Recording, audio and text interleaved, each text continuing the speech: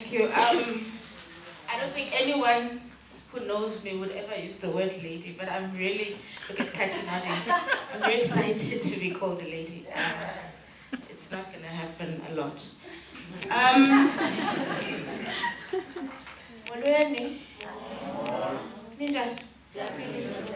Ndiphile nam. Igama lami nguKwezilomso. It's not long. The name of the men in my family is Mbandazayo, which then becomes my surname. I'm from a small village called, does anyone ever say big village, by the way? No. Sorry, I just thought about that. I don't know where we got that. Anyway, I'm from a village near Butterworth, between Butterworth and East London, called Mamela in the Eastern Cape. And I live and work in Johannesburg. So, thanks for the invite. I work currently at Oxfam, South Africa. I work as the Women's Rights and Gender Justice Program Manager, which is a really long title to say I try and figure out ways of working with women mostly to try and expose and deal with poverty, inequality, and violence. So that's kind of my day job. At night, I organize with different groups of women, generally. Because I strongly believe, and I'm from a very politicized home, so I guess my political traditions are about saying there's nothing that we're going to be able to, there's nothing new under the sun. And there's no problem we're going to be able to solve if we're not organized. That for me is kind of, sorry? Oh, fantastic. That's just like at the base of everything. We haven't necessarily figured out ways of organizing. We haven't necessarily figured out what the best methods are. Is it a political party? Is it a social movement? Is it a small collective? Is it? That will kind of ultimately give us what we need. But at the core of it, I think most of us understand that you're not going to be able to do it alone. I always say as well that my activism comes from a really selfish place, which is I don't want my daughter to grow up in a place like this. But then I also know that I can't fix it by myself, so I kind of pretend to like the rest of you so that we can fix the world for my kid, right? And if we fix the world for my kid, it's for everybody else. So, thanks for inviting me. It's quite interesting and strange because the topic is to think about the state of women in the arts.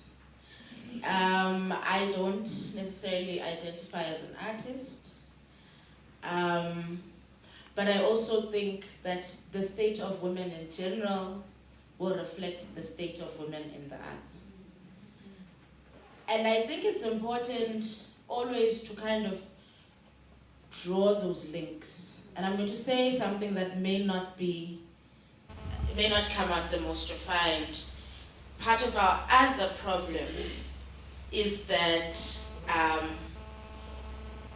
we believe, what is there? It was a what? Oh wow, and no one told me. You just let me go on. If people can't be trusted. So part of our big problem, I think, is that we do not understand, things at a structural level, right? And we kind of individualize everything. So we will think that there are big differences between women who are in the corporate sector vis-a-vis women who are in, say, the religious sector, vis-a-vis women in the development space, right? But as much as there are so many things that make the experience unique to where you are, but so much of it is the same. Women live under constant threat and the reality and the fear of violence. Am I lying? No. From the minute you step out of home, you walk into work or school, you walk out, you're calculating, what should I wear, where am I going to walk past the taxi rank today? So the skirt is probably too short. Am I going to come back before 6? I should probably then wear a top that will kind of cover me. Is this bag big enough for everything that is valuable that I'm going to need to carry that is going to attract the bad kinds of attractions? All of us. And so it becomes for me really important that we always try and find the connections between our shared oppressions, as opposed to only finding the nuances and the differences. Because the differences only add to our collective organizing power. I'm not saying we must flatten the experience. I'm not saying walk into a space and pretend as if there's nothing that is specific about being an artist, but I'm saying that as much as there are specifics, there are also things that all women will face. One of the things that broke my heart a few years ago, before I moved from this point, I don't know if you guys remember, there was a woman who was beaten somewhere in Cape Town, one of the leafy suburbs of Cape Town. So she got beaten up by this guy, and the guy was beating her up because he said because she's a sex worker, right? The woman turned out to be actually a domestic worker. And when sex workers went to support her, because the kind of presumption of her being a sex worker is the thing that got her beaten in the first place. When sex workers then went to support her, she's like, no, I don't want your kind of support. And for me, that breaks my heart because both of those women are oppressed by exactly the same systems of power. Yeah. Both of those women are probably making way less than living wage. Yeah. Both of those women are working in some really dangerous environments. Both of these women do not have sufficient labor rights, right? So a lot of what both of those women do work that is sometimes really undignified. But because we kind of have been taught to make hierarchies, even amongst the oppressed, more than we make connections, it's easier for us to say, look, I'm better. We're all black, but I'm blacking in better ways.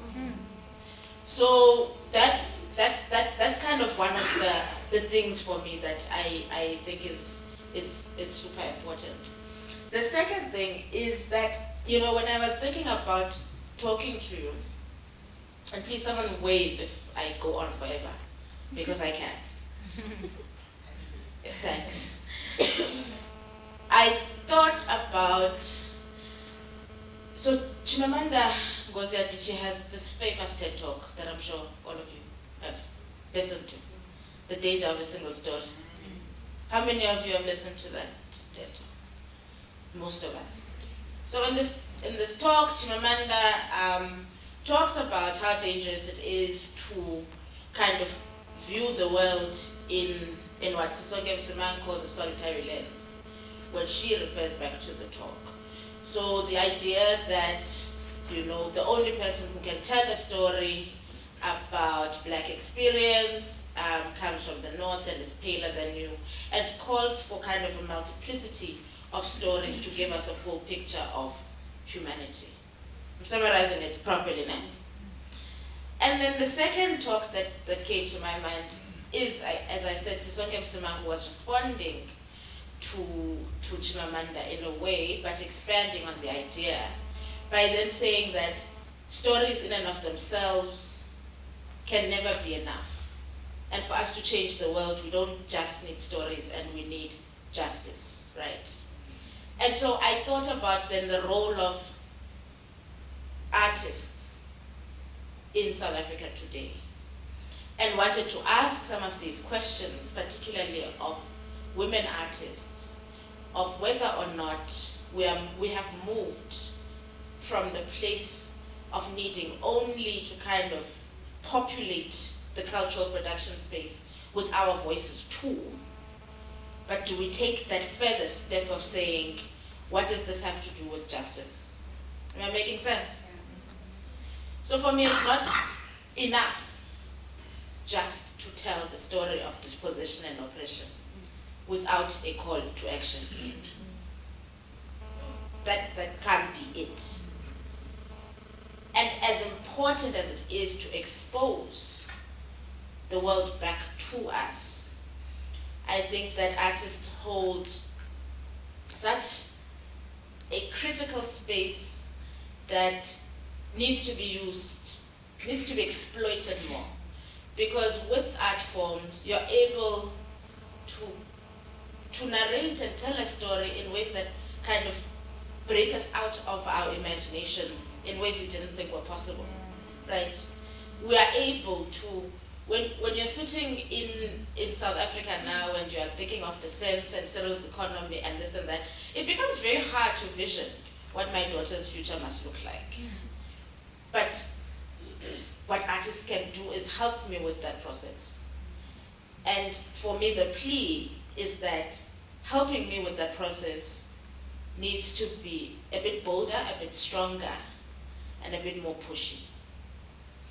So if I think about Chimamanda saying, let's tell more stories, and I think about Sisonke saying, what is the next step from the story? I want to ask the question of what kind of stories and how do our stories interact?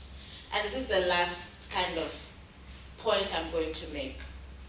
Because women in particular kind of face so many challenges in the art space, it becomes really attractive for us to only affirm each other. There is a danger that I'm seeing creeping in, and I don't know if I'm seeing it creeping in or if it's been there the entire time, of dehumanizing ourselves by not being able to critically converse with other artists.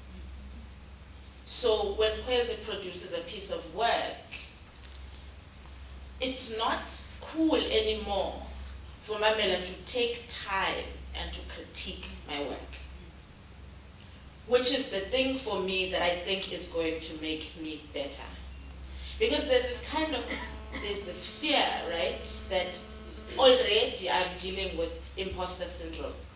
Already the space for me to produce this work is so limited. Already nobody wants me on the stage anyway. So let's just get more of us on the stage. And I want us to carry with that the responsibility to hold each other to the highest standards anyway. Make the space anyway. Because for me, to not be able to critically engage with each other's work falls into those same racist and sexist narratives that we're not able to do excellence. But of course, I'm not calling for what my peers call calling out. I am not calling for dragging. I'm calling for critical engagement in our organizing, in the production of our work. And I'm calling for critical feminist engagement, which is kind, which is loving, which takes its time, and which is about making each other better. I think, if I'm to close off with the example of one of my favorite people in South Africa at the moment, which is Zondo Wabantu. I think Zondo is presenting a crisis to so many people because we're so quick to just want to analyze Zondo, right? Without even trying to understand Zondo. And so she becomes a fave when she's going and she's the one paying her own lobola, and as a feminist we're like, yeah. And then Zondo says something shitty and we're like, oh sorry, you're human. And that's, for me, the full experience. I think if we took a bit more time to understand her, as opposed to analyzing her, and I think if we took more time to sit with what she's telling us, then the quality shows in that sense. So I'm told I have no more time to speak, which is exciting because I have nothing more to say. But I hope that some of these thoughts that I'm leaving here will resonate, and will resonate with us trying to grapple with, one, protecting ourselves from a really cruel world, but also what that protection can't mean. And that protection should never mean a stifling of our imagination and our power to transform society. Thank you.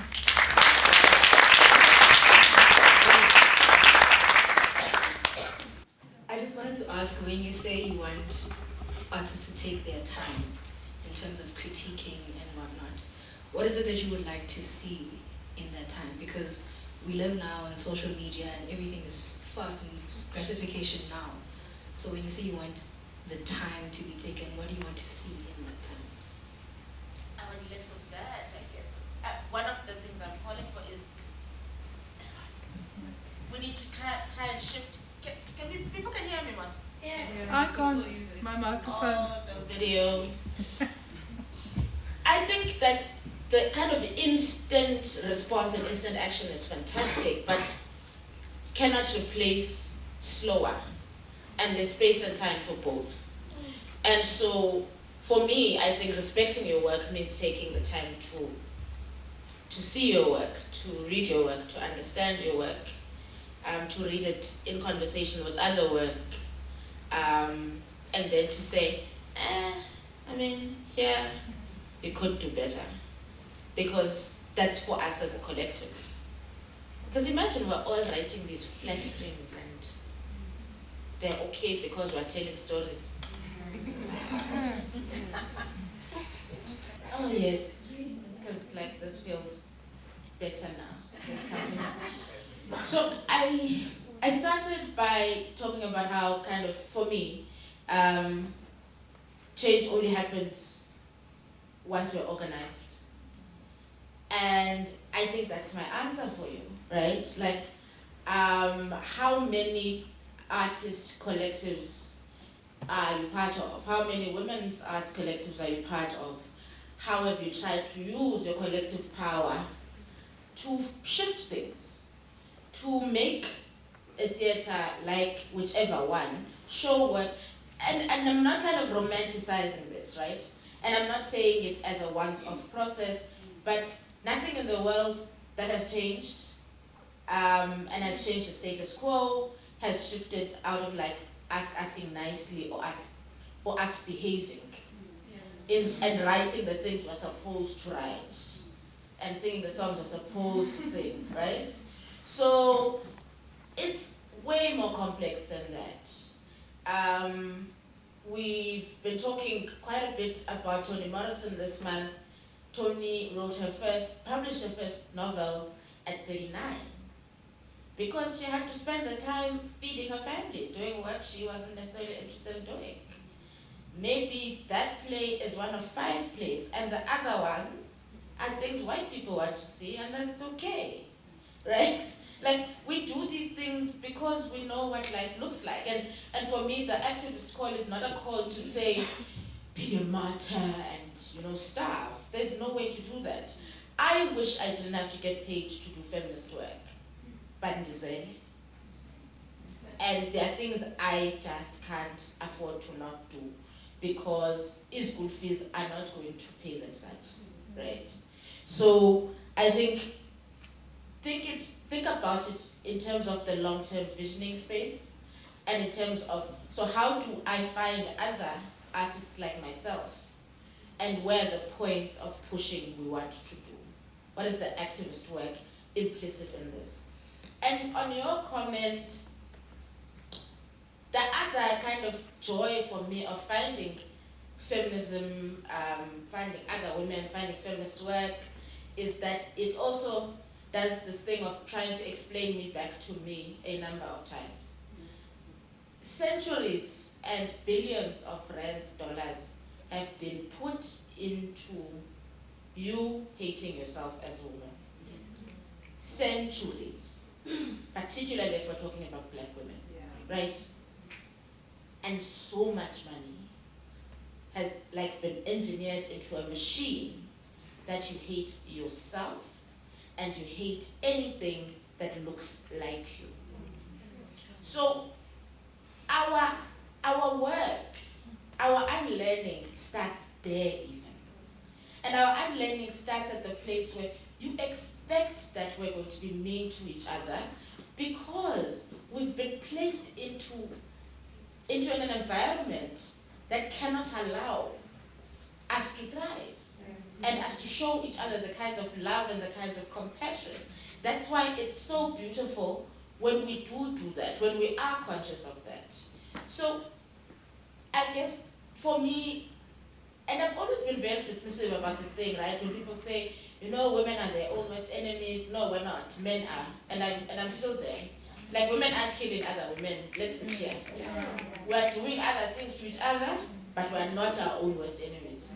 The men are our worst enemies. And we should always kind of not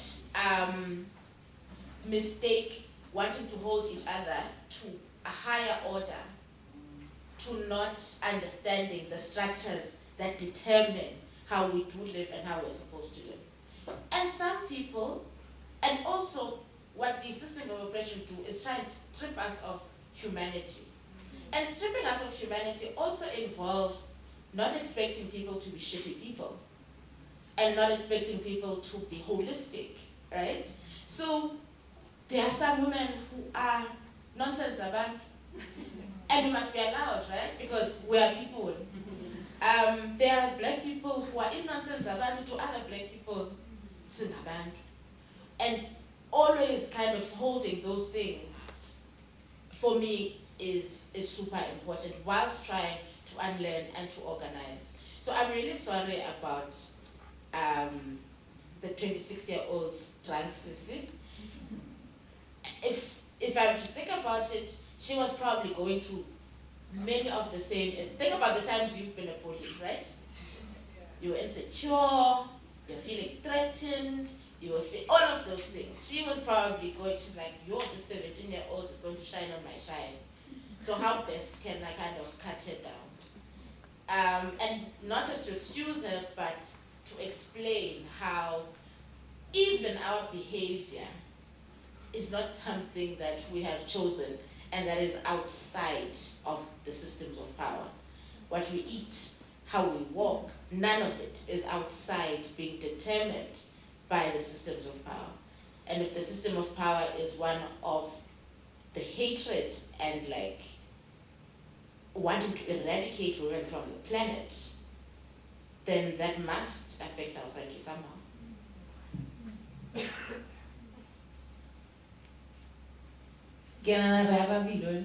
We good now?